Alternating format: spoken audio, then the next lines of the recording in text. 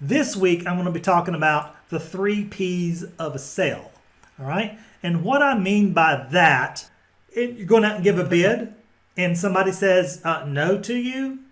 A lot of times they're looking for more information or they don't understand something. Okay. Now, guys, years ago, I have had probably 3 careers in my lifetime, and I'll just look at some of my videos. But I've had some, but I've been very successful in each one of these. I was a school teacher, I was a youth pastor, a music minister. I was in the Air Force. I've sold cars, and then finally I landed at something that I just absolutely love and don't want to ever leave. Okay, which is doing handyman work, home improvement and stuff. Love it, love it, love it. So, but when I sold cars, actually I sold, I was like salesman of the month my first month, salesman of the year my first year, and then I sold, I was like 6.5 years, #1 salesperson for cars, new and used. All right. So, but I would train new guys coming in. And I would always be going to training seminars and all kinds of stuff all over Georgia and Atlanta, Southeast, wherever they had them, because I wanted to better my skills. So I learned how to close deals real quick, from taking somebody outside that's kicking tires, that's just driving by, has a lunch break, and I'll put them in a car and put them down the road. Hey, after work, just bring it back, or, fall in love with a puppy, so to speak. But, when we were working, they would have objections. So I learned how to handle objections. So when somebody says no to you, or I'll think about it, or whatever, here's what's happened. You didn't go to their house necessarily. You didn't go to their house to say, hey, knocking on their door, saying, hey, do you have any work? They ordinarily nowadays, they will call you. They'll find you on the internet. They'll find you wherever. And they'll contact you saying, hey, I need a bid from you. I've got some work. I need to get some numbers together and find out how much it's going to cost me. Can I afford you? All right. So when we get to the P's now, and I'm going to flip back and forth on this, you're going to find out first. So let's talk about the objections. Okay. So the objections on the first P is actually the person. All right. This is the first P of the 3 P's of a sale, and when they're talking about the objection. All right. So when you're going to give a bid and you've just come up from another job, what you want to do, and I'll go back to screen, what you want to do is make sure that you have an extra shirt to change into. All right. You've been on the roof, you've been out in sawdust and dirt and whatever like that. It would help to go stop at a convenience store, go to the bathroom and clean up. All right. And have you a fresh shirt. So put a fresh shirt in your truck or van or your vehicle. Okay.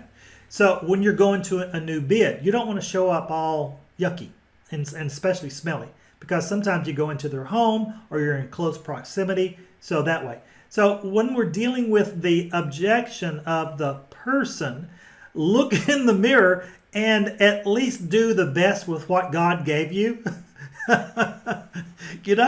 So I try to stay as groomed as I can. I have less hair everywhere else.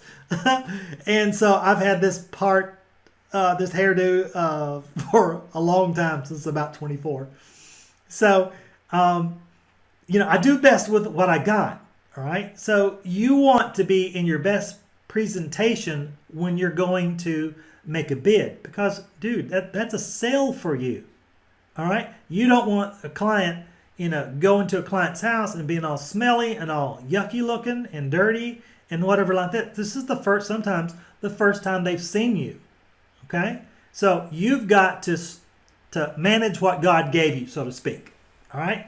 Some of you guys are have these long beards. All right. Just keep it groomed. Understand, you are the walking billboard for your company. All right. You're the walking billboard for your company. And so when people see you, they may have a positive or a negative image of your company. Do you see that? All right. So when I go to a bid, I'm presentable and I have a clean shirt. Maybe dirty pants or whatever like that. That's to be expected, but at least I have that. All right. So grooming yourself, grooming your hands, fingernails, and make sure those are clean. Things like this. Brush your teeth. Have some gum or a mint or some mouth spray or something, because you don't want to be offensive when you go there. All right. I've seen them and I've worked with them. It's like, really? Oh my gosh, you guys, go clean up before you go out to my client's house to give a bid. Don't you dare show up like this, because you're going to hurt us, and you guys are representing my company. Okay. So the first objection that you could possibly have is again the person. All right, and we're going to walk through this real quick. The other is the product. Okay, why somebody may say no to you is because of the product. All right, and that means literally you are the product of your company. All right, and how well you have a concept of what they want. All right.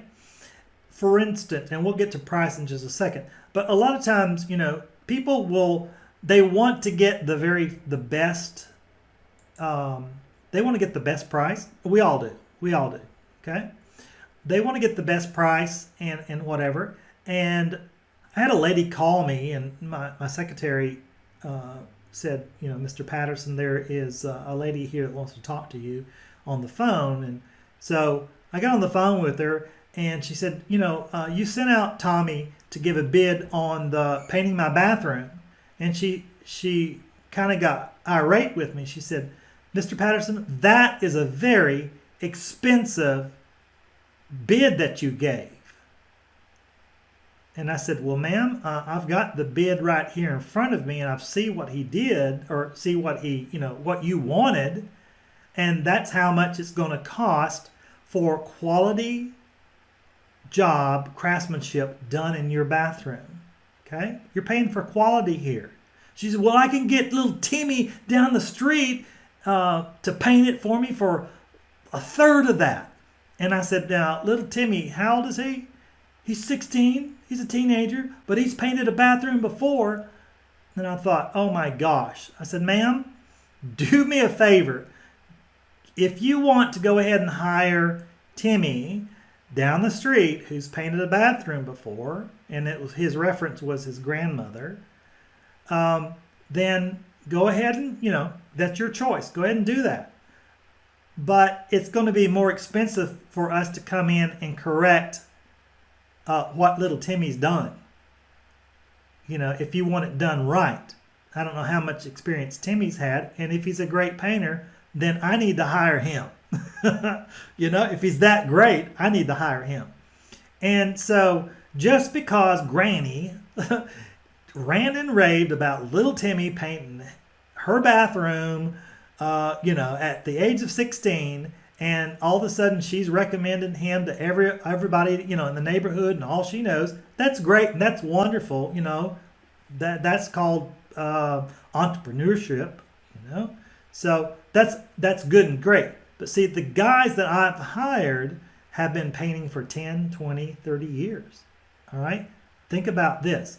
So when people hire us, my company, they don't necessarily hire us for what we do, because guys, there are some, and you know this, you always get underbid, right? Okay, you always get underbid. Somebody's like, you call a client back, well, can we do business? Well, I've already decided to do something. Really? Okay.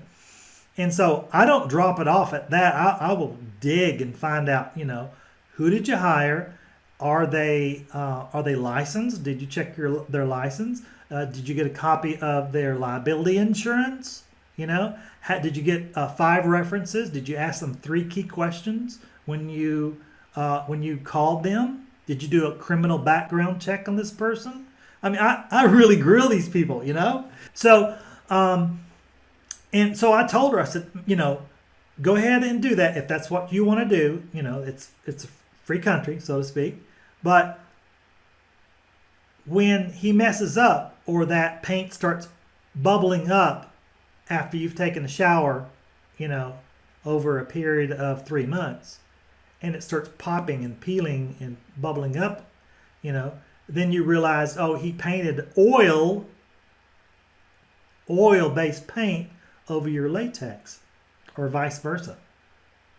Then you got a problem, okay? So I never heard from the lady again, but this was, wow, 15 years ago when the story happened. But a lot of times people don't understand the product. Now, you are the product. You are the product of your company. They don't understand it. They hire you. You go to work and you have a rate that you charge based upon not necessarily what you do, okay, but what you know and your expertise. All right. Back in the day, I would go to a client's house and I would be doing drywall or whatever. Okay. And this lady was impressed with my work, and I take extreme pride in what I do. But I learned that specific day to give one phrase that protected me, okay? Because I needed protection from myself, all right? She asked me, she said, hey, I've got a big plate double glass window, okay? But it needed to be replaced. It was cracked. And it was huge. It was like commercial size. But it was in Colorado Springs, and she could sit there on her sofa and look at the huge mountain, okay, there, the mountain range. And I just like, wow, this is an awesome place. Matter of fact, the house was like Better Homes and Garden winner for like 3 years in a row. So it was one of those kind of houses, showcase house, all right? So she asked me if I could replace this. It was like 6 foot by 8 foot window, 6 foot tall, 8 foot across. And it's like, I really wanted the money to do it. I could charge her decent, and she was paying great, but I never had experience in it, you see? And so I had decided earlier on in my career, I was never going to experiment at somebody's place, okay? Now, are you ever tempted to do that? Are you ever tempted to take on a job that you've never done? I'll tell you a story in a little bit, or maybe some other time, about how I did. And it turned out good, but then I've done it sometimes in the past where it's my first time to ever do it, and I had to go to YouTube and figure it out, and then try it and cross my fingers. You've done this, all right? So anyway, I turned that job down. I said, ma'am, and I worked for a big company back then. It wasn't just me.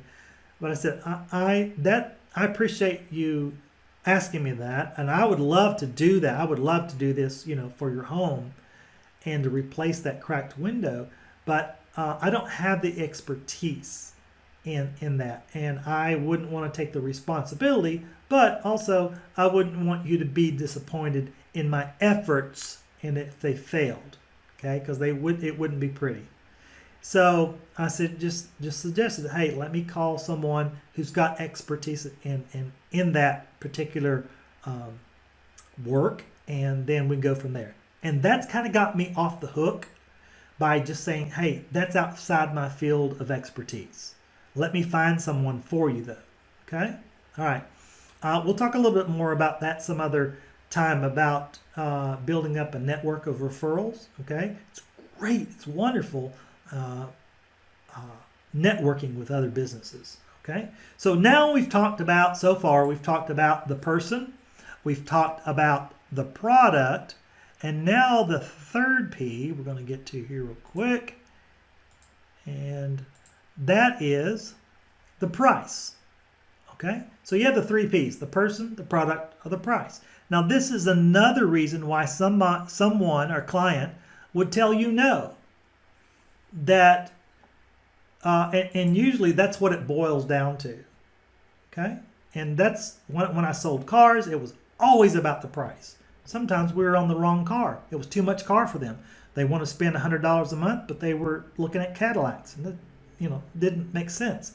So, but with this now, what we're talking about is when you give that bid and they tell you no, you can break this down to the 3 things. And this is what I've said in the past, all right? And I do this with my clients all the time. When I send out a bid and they reject it, I will get on the phone with them and talk with them and just say, look, there's only three reasons. It's basically what I call the 3 Ps. It's either the person, the product, the price, and we'll break that down.